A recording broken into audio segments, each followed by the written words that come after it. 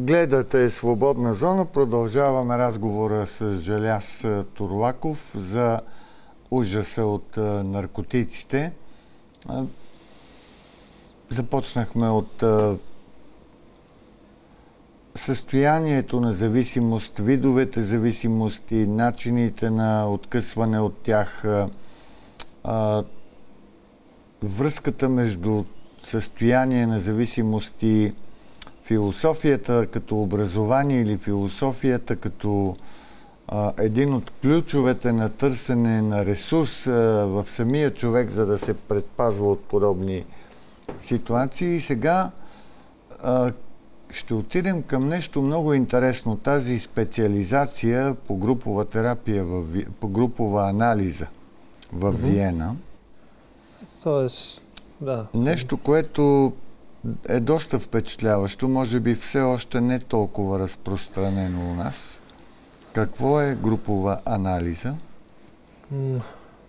Трябва да добавя само, че това е така един съвместен проект. Той беше пилотен проект между Нов български университет и Зигмунд Фройд университет Виена, в който аз имах честта да участвам заедно с още 14 човека, които на практика са и първите групови аналитици, дипломирани групови аналитици, които сформират и БАГА, Българска асоциация по групова анализа, към този момент. А на въпроса какво е групова анализа, това е метод, който включва и базира себе си естествено на различни психоаналитични през годините течения и парадигми, които естествено са предназначени основно за работа в клиничен контекст и се прилага за работа с различни хора с проблеми, в най-широк смисъл. Аз имам така щастието, все пак работейки, бидейки ръководител на такава програма, да практикувам през всичките тези години и директно с работа с пациенти. Но груповата анализа измерва отношения, измерва динамики. В колективни общности. В групови, да, в групов контекст, в групови сесии, които общо взето всеки работи за всеки, групата работи за един, а понякога един работи за цялата група. Груповата работа е пъти, за мен лично, пъти по-богата от индивидуалното консултиране или от индивидуалната работа, защото дава много възможности. И само човек, който е минал през подобен тип работа, може да разбере колко ресурси и потенциал има подобен тип работа. Но няма да ни стигне наистина времето, за да навлизаме прекалено много в подробности.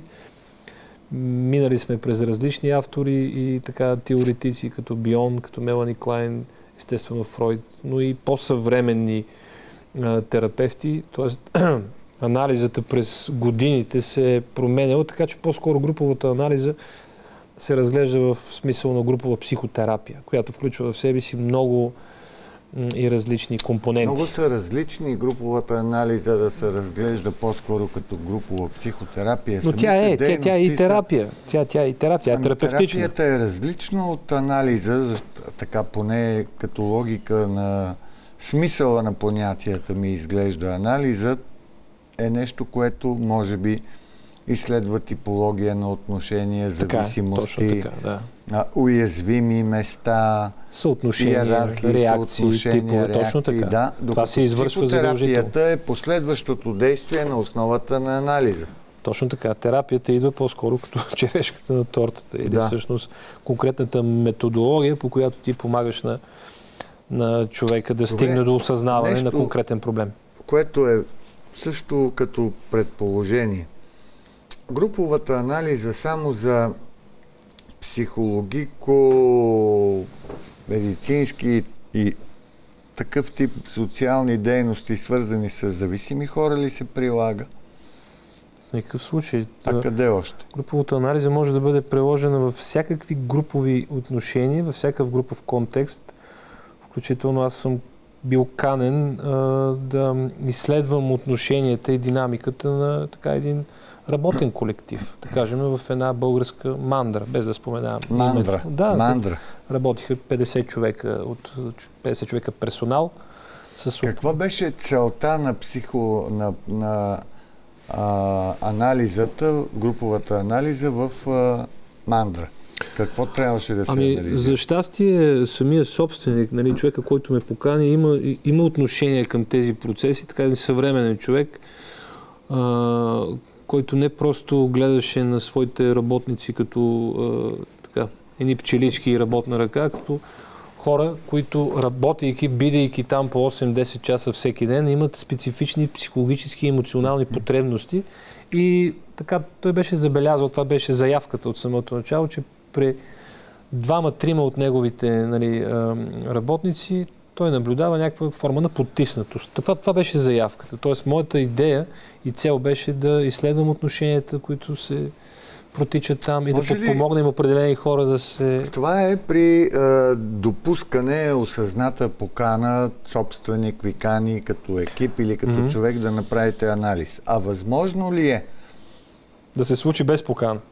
Да се случи отвън, да речем само по публикации и публични реакции да се направи групова анализа? Естествено, че може да се направи. Тя естествено ще спре в степента на диагностика само. Тоест, и то няма как да бъде по друг начин. Степен.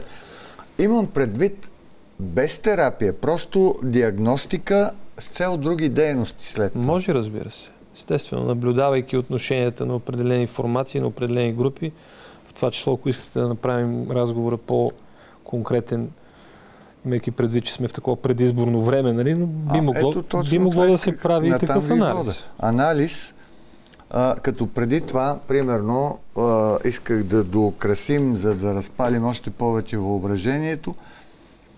Вие сте специалист по групова анализа в ЦРУ. Там се използват такива услуги, да. И трябва да разработите модел, да направите анализ на груповото поведение в Министерството на външната търговия на Русия. По публикации и по публични изявления с цел да намерите уязвимо звено и да има първото нещо, което се набива на... инфилтрация. Първото нещо, което се набива на очи, нали, говорейки, защото аз съм правил такива анализи лично за себе си, естествено. Но като цяло политическите формации или конкретно някакви ведомства, за които вие давате за пример, са харизматичен тип или субординиран, както обичат да казват, нали, както е в армията и така нататък. И винаги се води така някакси пирамидално до една личност, която стои някъде в... Да. Това е най-простичкият така. И те не са непублични, обикновено се знае. Те не са непублични, но това носи след себе си огромни проблеми. Нали? Това не е работен тип организация. Това е организация, която може да... Такъв тип организация може да донесе след себе си много скрити психологически проблеми за хората, които са в веригата надолу. Ето, пренасяме го направо. Лидерска партия. Примерно, лидерска партия е точно харизматичният тип партия, в която всички пътища, както се казва, водят до една личност, която е крайна личност, т.е. тя взима решенията, тя определя или не определя, санкционира или не санкционира, мести на така шахматната дъска определени фигури и това след себе си води до определена патология в организацията. Както ние, нали, професионално бихме се изразили. Патология в организацията може да бъде наличието на различни дефицити, постоянни лимити в самата организация. Да, която тя не е статика патологията, тя е процес. Тя е процес, се задълбочава. Да, и той по принцип е регресиращ. Тоест, той върви надолу. Надолу, да, точно така. Той върви надолу и може да стигне до съвършени крайности. В кампания предизборна приложима ли е групова анализа? Например, вие сте специалист, да анализирате поведение на партии, които са конкурентни или съвсем неутрално. Изключително подходящо време и среда за прилагане на групова анализа, по принцип. Това е нещо, което аз мога да направя, правя, така или иначе правя за себе си и си така водя съответните изводи, но това е най-благодатното време, общо взето. Защото... Какво се получава? Какво може да се постигне? Чрез метода на групова анализа на партийно поведение по време на кампания. Както казва Бион в една от своите книги, проявите за една първична група по принцип се свежда до няколко основни допускания, които са много характерни именно в такъв период и в контекста, за който говорим. В смисъл, че ние сме свидетели на агресивни, крайни агресивни състояния, сдвояващи състояния, т.е. лидери, които някакси задкулисно се събират и почват да взимат някакви решения, които никой не знае. Това наблюдаваме. Това води след себе си страхотно, обаче това се отразява и към останалата част от групата за Хикс, за която и да говорим. Там също върват едни определени патологични процеси. Хората потискат определени чувства в себе си. Започват да развиват една двойственост, фейс-оф, едно лице за пред партията, едно лице вкъщи. Идва неискреност, избягва се истинската конфронтация, не се говори... Избягва се конфронтация в партийно-публичното пространство, докато примерно прибира се в къщи и го излива в семейството си. Много често се случва. Между другото, такива хора са склонни, нали, това чисто теоретично са склонни към всякакви зависимости, дори и в химичен смисъл. Алкохол, наркотици, злоупотреба хора, и така нататък. чиято личност е потисната или най-малкото раздвоена между институционално, официално и неформално. Ако една тенджера под налягане и така няма как откъде да изпусне парата, рано или късно тя гърми. Това се случва с хората, защото те се превръщат в функционери, те не са свободни хора. Тоест не могат да изричат на глас мислите си така свободно. То затова понятието е партиен функционер. Да, именно. Само, че това нещо, ние го знаем принципно, но на практика се случва точно така. Вие да не би да си правите научно-експериментален опит с кандидатирането си за кмет, защото аз не се шегувам, това до голяма степен би ви помогнало отвътре, проследявайки хода на една кампания, да си направите дори научни изводи. Неизбежно е да не го правя. Някакси, както се казва, така се шегуваме колегите, ние сме инфектирани вече от това да анализираме, да гледаме по този начин. Понякога това пречи, разбира се, но в случая ми помага, защото първо ми дава определена опитност на мен самия, но ми дава и идеи за по-нататъчни действия. Тоест аз в случая го използвам по-практично. Сега, вие не толкова човек, научно, нали? Вие сте реалист и си давате сметка, че участвате на принципа на Пиер де Кубертен. Важно е участието. Може да се каже, че е така. Наясно съм с това нещо. Олимпийския принцип. Следователно, другата цел, другата полза, която можете да имате, е чрез това олимпийско участие да получите друг тип познание. Може би наистина до голяма степен да опознаете модели, да видите и без друго до сега сте виждал как функционират определени типове партии. Например, мнозинството партии в момента са лидерски, но да речем все още има и такива, които са отворени партии, по-скоро близки до граждански движения. Като цяло лидерския модел на партия е наложен в България. Нали, аз си имам така своето обяснение. Някакси силата на мускула е по-зачитана от хората за сметка на силата на ума, защото все още така не сме победили роба в себе си и се впечатляваме от тези неща, но хващам се за думата реализъм, нали? Реалността и как ние четем реалността са две различни неща. В един затворен тип лидерска партия, в която общо взето всичко се свежда до там, какво казва вожда, общо взето хората и тези, които са надолу функционерите, нямат много реалистична представа за това, какво се случва с тях.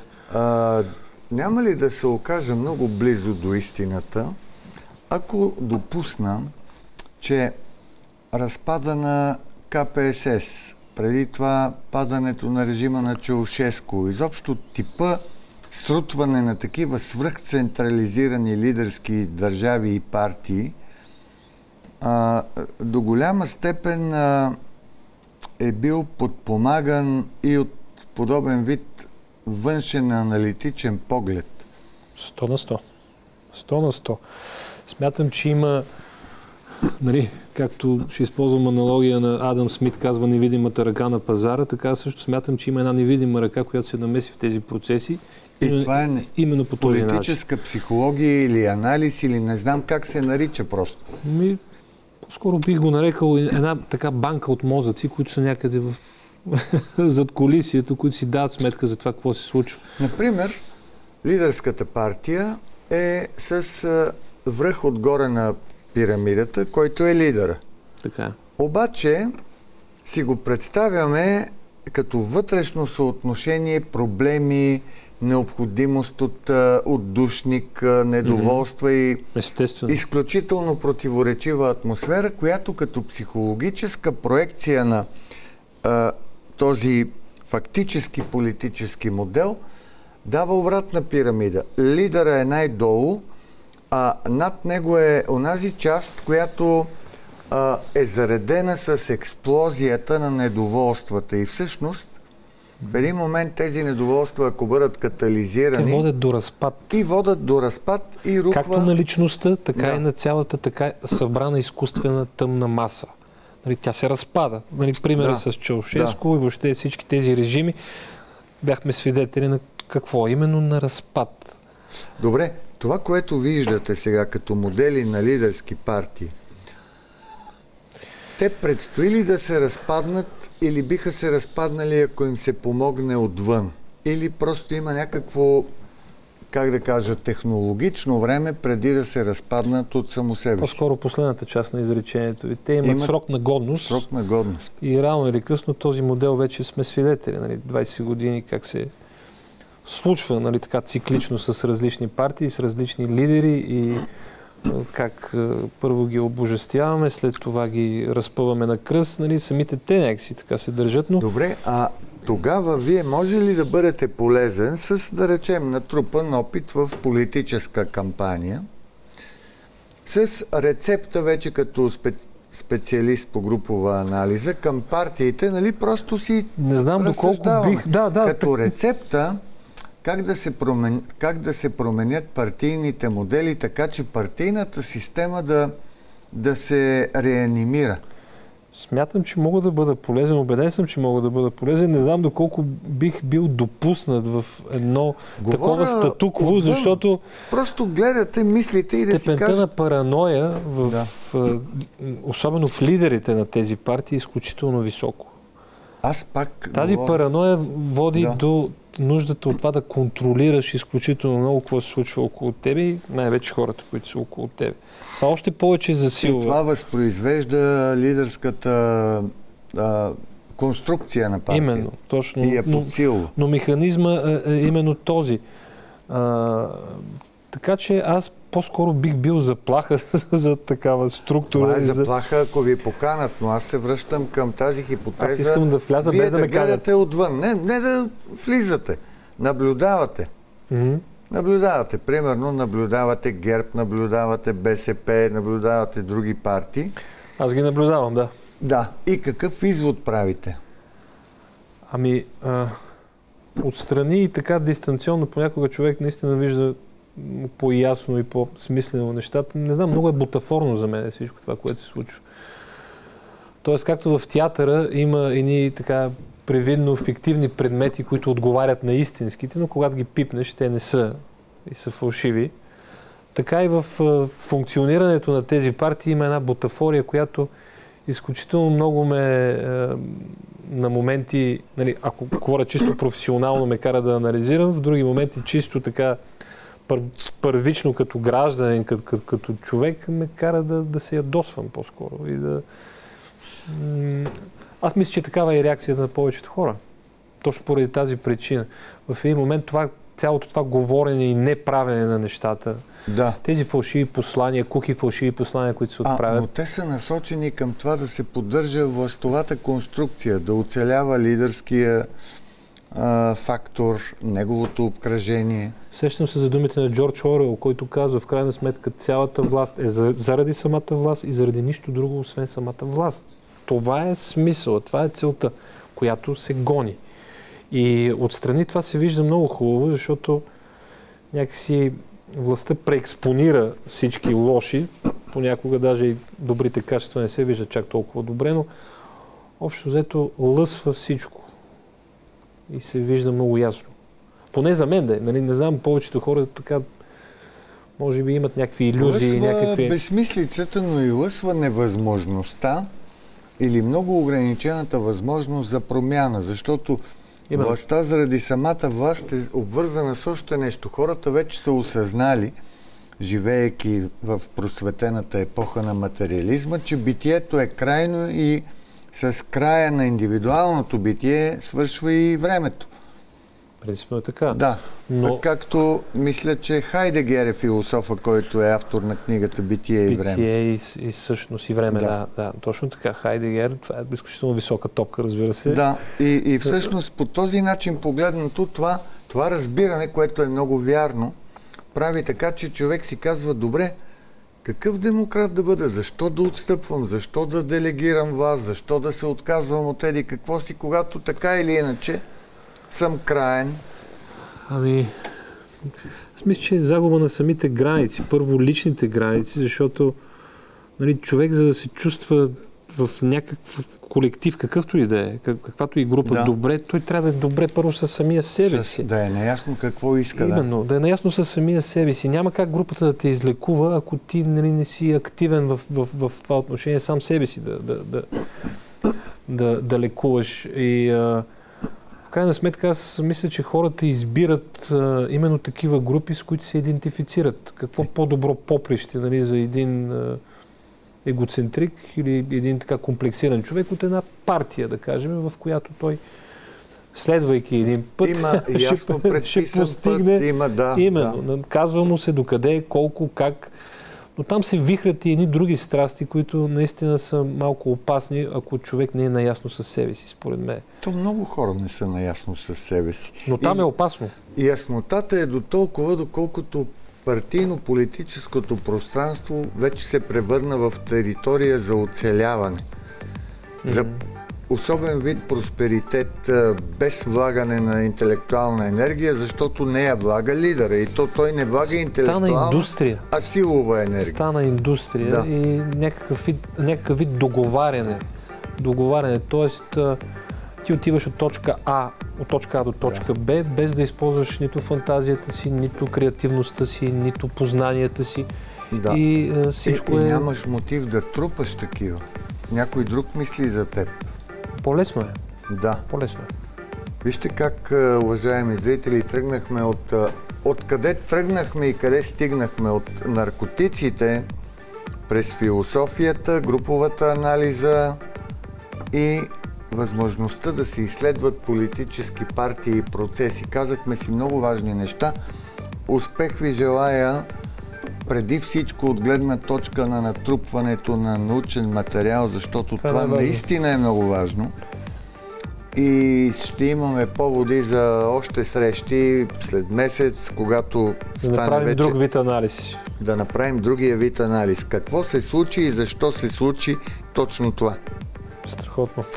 Е било. Желяз Турлаков беше мой гост. Благодаря му за участието. След няколко минути останете с новините на TV+, и с девиза на предаването ни "Пещерата прави свободата".